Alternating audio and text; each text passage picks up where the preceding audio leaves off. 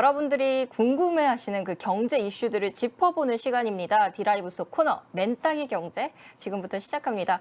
오늘 제 옆에는요 고려대 정보보호대학원 김승주 교수님이 나와 계십니다. 교수님 안녕하세요. 네, 안녕하십니까. 아마 김승주 교수님 모셨다고 하니까 많은 분들이 짐작은 하실 것 같아요. 아, 가상자산 관련된 얘기를 하나 보다. 네. 사실 올 한 해 보면은 코인도 그렇고 뭐 메타버스, NFT 가상자산 관련된 얘기들이 굉장히 많이 나왔고 또 시장이 뜨거웠잖아요. 네네. 아마 교수님도 그 어느 때보다 바쁜 한 해를 보내시지 않았을까 생각도 들어요. 어떠셨어요? 그러니까 뭐 수치만 보더라도요. 네. 올해 비트코인이 최고점을 찍었죠. 그렇죠. 그래서 5월에 비트코인 한 개에 8천만 원까지 가격이 올랐었거든요. 8천만 원. 그렇죠. 거기다가 이제 또 하반기에 NFT가 또 이슈였고요. 맞아요. 예, 그러다 보니까 워낙 또 관심이 증폭된 것 같습니다. 아, 그렇습니다. 뭐 좋은 얘기도 많이 해주셨는데 지금 로이님이 내가 투자한 코인만 떨어져요 이러면서 지금 울고 계세요. 사실 투자를 또 많이 하신 분들 아시겠지만 이게 워낙에 변동성도 크고 하다 보니까 뭐 지금 가상화폐를 가장 주축으로 해서 얘기를 좀 나눠보려고 하는데요. 일단은 의견이 좀 분분하기는 하죠. 그래서 이걸 반영한 듯이 이 산타랠리를 해도 모자랄 판에 최근에 비트코인을 비롯해서 암호화폐 가격이 좀 떨어졌잖아요. 네네. 뭐 여기에 대해서 이게 어쩔 수 없다. 지금 뭐 많은 나라들이 경제 정책이 긴축으로 기울고 있기 때문에 어쩔 수 없이 그런 경제 흐름 반영한 거다라는 얘기도 있는데 이게 암호화폐가 갖는 가상화폐가 갖는 태생적인 좀 한계 때문이다라고 지적하시는 분들도 계신데 이번 하락장 우리 교수님은 좀 어떻게 진단을 하시나요? 제가 보기에는 뭐 기술적인 요인보다는 네.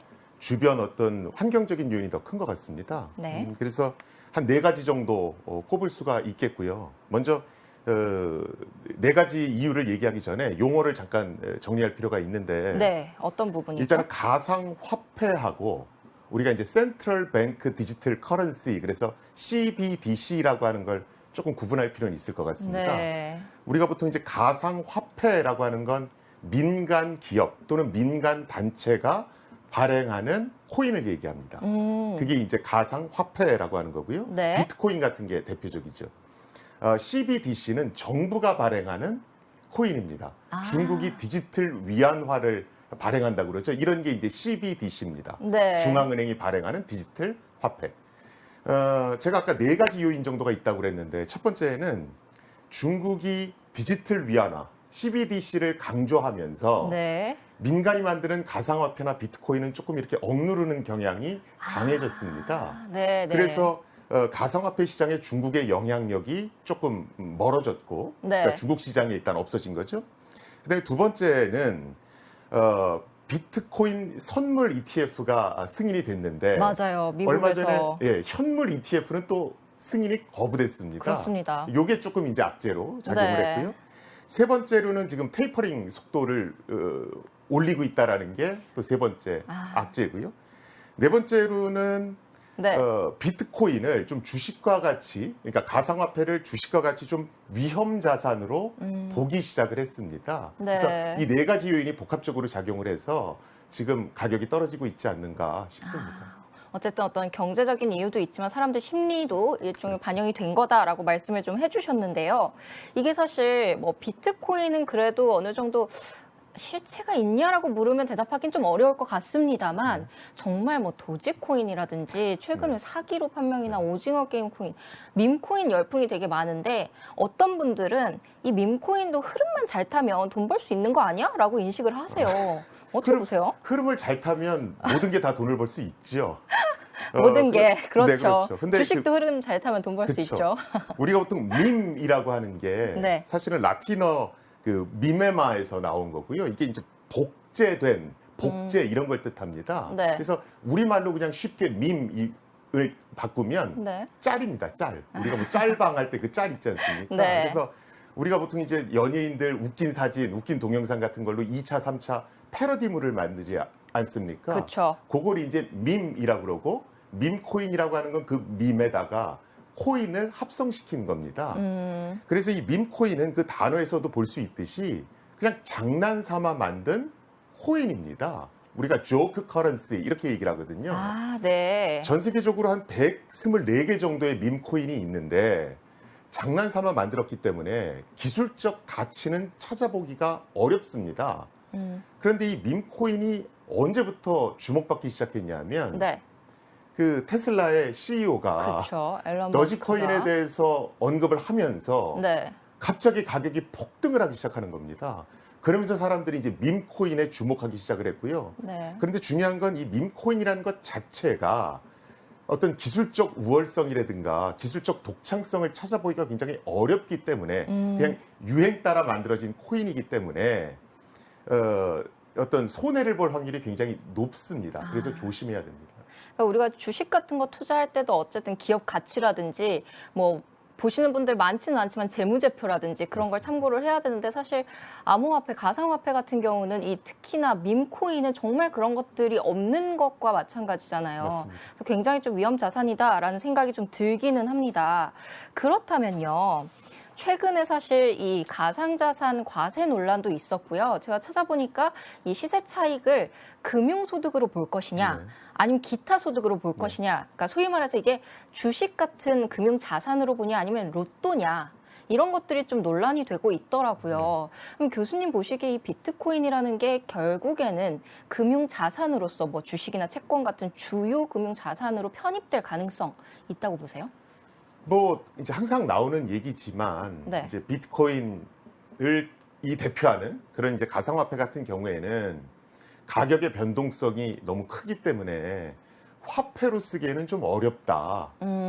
그래서 이걸 뭐 디지털 금에 봐야 된다. 네. 디지털 골드로 봐야 된다. 그래서 이걸 자산으로 분류해야 되고 그래서 거기에 맞게끔 세금을 매겨야 된다. 뭐 이런 게 지금 이슈죠. 네. 물론 가상화폐 중에 가격 변동폭이 작은 안정화된 가상화폐도 있긴 있습니다. 아, 그렇죠. 그런데 그걸 논외로 하고 네. 일반적인 가상화폐들은 화폐로 보기보다는 이제 자산으로 보는 게 더 맞는데 문제는 이제 그렇게 보게 되면 세금 문제가 생깁니다. 그렇죠. 그래서 우리 정부도 지금 투자 이익에 대해서 세금을 부과하겠다라고 지금 방침을 정했고요. 네. 근데 이제 문제는 주식에 부과하는 세금에 비해서 가상화폐에 부과하는 세금이 너무 크다는 데 있습니다.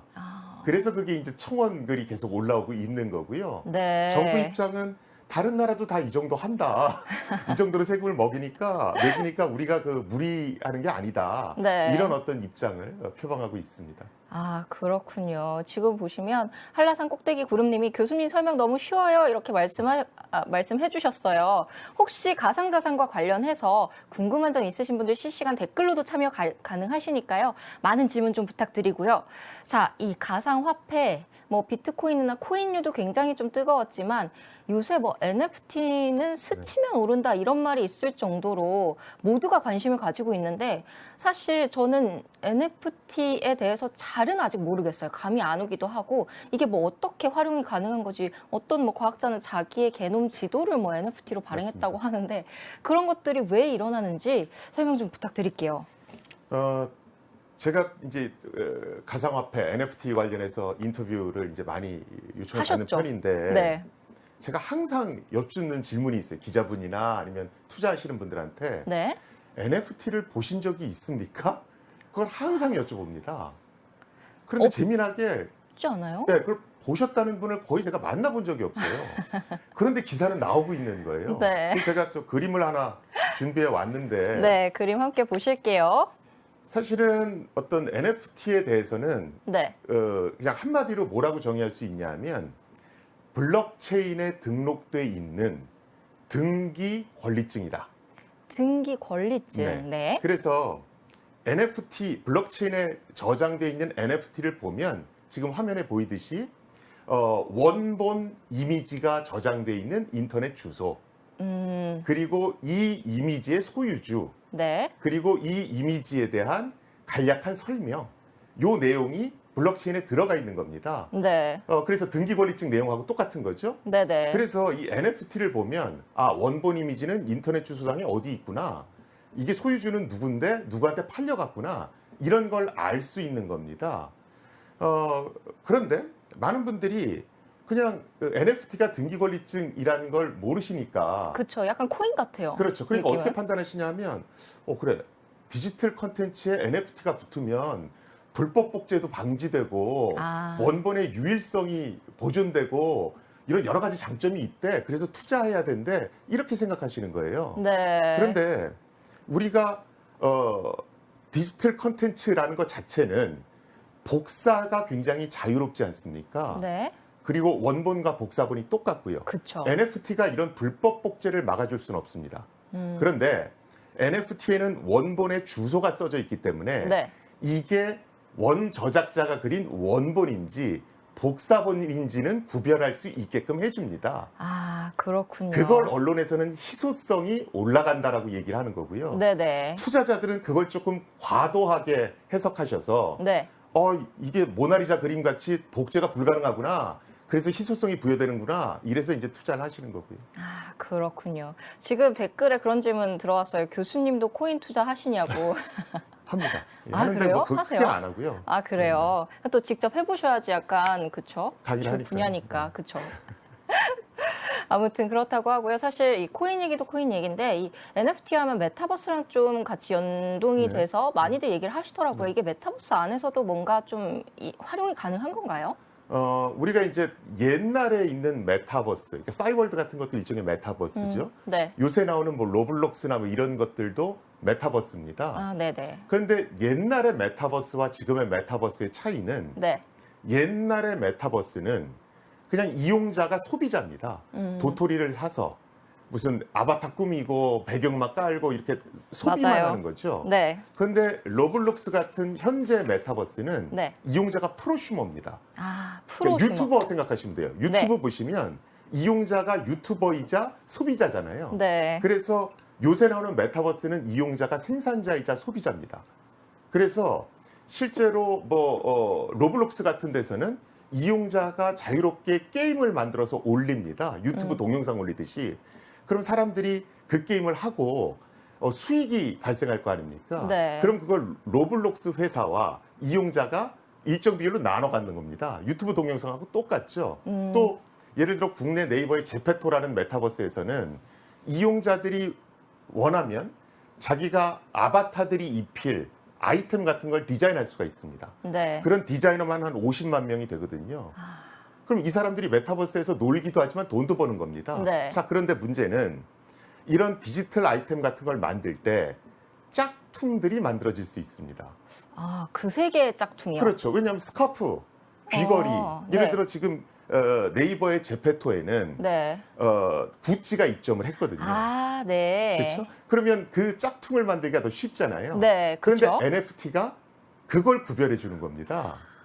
원본과 복사본을 구별할 수 있으니까요. 그래서 그렇게 NFT가 이해를 하면- 메타버스와 궁합이 잘 맞는다고 하는 겁니다. 아, 그렇게 이해를 하면 조금 와닿긴 하네. 이게 왜 이런 인증이 필요하지라는 생각도 들고 저는 사실 NFT를 보면서 이거는 약간 코인으로 돈 번 사람들을 위한 사치지 아닌가? 이런 생각도 좀 들었거든요. 실제로 루이비통 같은 업체는 네. 지금은 명품을 사면 종이로 된 품질 보증서를 주지 주죠. 않습니까? 네. 그걸 이제 NFT로 줍니다. 아, 그래서 그래요? 명품에 QR 코드를 넣고 네. NFT에 그 QR 코드를 넣은 다음에 네. 이 가죽이 어디서 나온 거고 어느 공장에서 만들어져서 누구한테 팔았다. 그리고 우리가 등기권리증 보면 건물을 누구한테 팔았는지가 기록이 쭉 남지 않습니까? 그렇죠. 그래서 이 가방을 팔았을 때마다 그 이력을 남겨서 중고 시장에 짝퉁이 생기는 것도 막아주는 그런 아. 어떤 효과를 갖도록 하는 겁니다. 그래서 사실은 NFT는 네. 진품과 가품을 구별할 수 있고 네. 어떤 구매 히스토리를 담을 수 있기 때문에 그 활용도는 사실은 무궁무진한 건 사실입니다. 아, 그렇군요. 지금 최정우 님이 이런 질문 주셨어요. NFT가 시장에 안착할 거라고 생각하시나요? 미국 같은 데서는 어느 정도 시장 규모가 형성이 됐다 이렇게 말씀해 주셨는데 어떻게 보세요? 지금 NFT가 블록체인에 있어서 어떤 킬러 앱이 될 것 같다. 킬러 앱. 라는 생각들은 많이 합니다. 왜죠? 왜 그러냐면 우리가 내가 디지털 그림을 그렸거나 뭐 네. 시를 썼거나 뭘 해요. 그런데 내가 예를 들어 디지털 사진을 찍었거나 그림을 그렸는데 옛날에 이걸 팔려고 하면 갤러리를 통해야만 팔 수 있었습니다. 그쵸. 그래서 아마추어 그림은? 작가가 등단하는 게 쉽지 않았죠. 네. 그런데 NFT로 인해서 예를 들어 제가 산에 갔다가 아주 좋은 풍경을 사진을 찍었어요. 아. 그 다음에 거기에 인터넷 사이트 가면 NFT를 생성해주는 사이트가 있거든요. 네. 거기서 NFT를 생성해서 붙이는 겁니다. 그 다음에 판매 사이트에 올리는 거예요.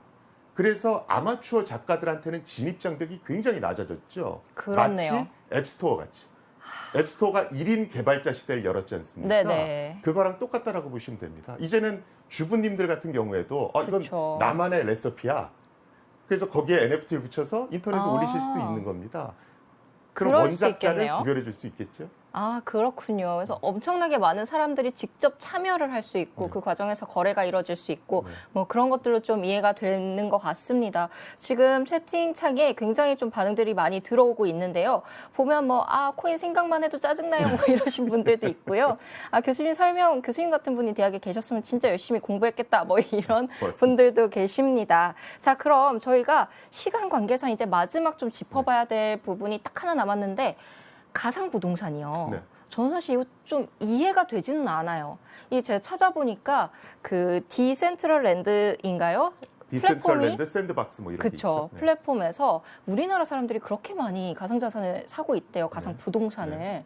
이 인기의 원인 약간 현실에서 부동산을 사지 못해서 이쪽으로 몰리는 건가? 그러니까 반짝일까요? 그런 것도 좀 있다라고 봐야 될 것 같고요. 네. 아까 제가 메타버스에서는 지금 로블록스 화면이 나오고 있는데 네. 게임을 만들어서 그걸 팔고 이익을 나눠 가진다고 그랬지 않았습니까? 그쵸. 근데 가상 부동산은 메타버스에서 사이버 창경궁, 사이버 맨하튼 빌딩 이런 걸 네. 파는 겁니다. 아, 그러면 그걸 가수들 공연할 때 빌려주고 네. 사용료를 받는다든가 아니면 맨하튼 빌딩에 광고를 붙여서 네. 광고 수익을 받는 겁니다.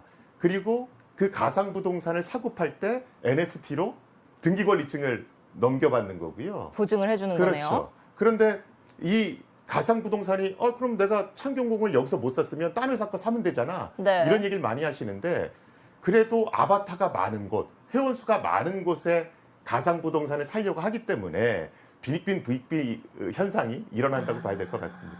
그렇군요. 그러면 이 가상 부동산도 제가 뭐 들어가서 좀 검색을 해보니까 지금은 사실 이게 가상인지 아니면 현실 부동산의 가격이 반영이 되는 것처럼 보이거든요. 그래서 이게 네네. 완전히 가상은 아닌 것 같다는 생각이 들어요. 왜냐하면 뭐 강남 땅이라든지 마용성 이런 데가 비싸게 또 평가를 받고 있고 네. 그 세계에서도. 근데 제가 볼 때 가상 부동산이 현실 세계의 가치를 그대로 반영한다면 별로 있을 필요가 없는 것 같은데 이 가상 부동산 시장 앞으로 좀 어떻게 될 거라고 보세요?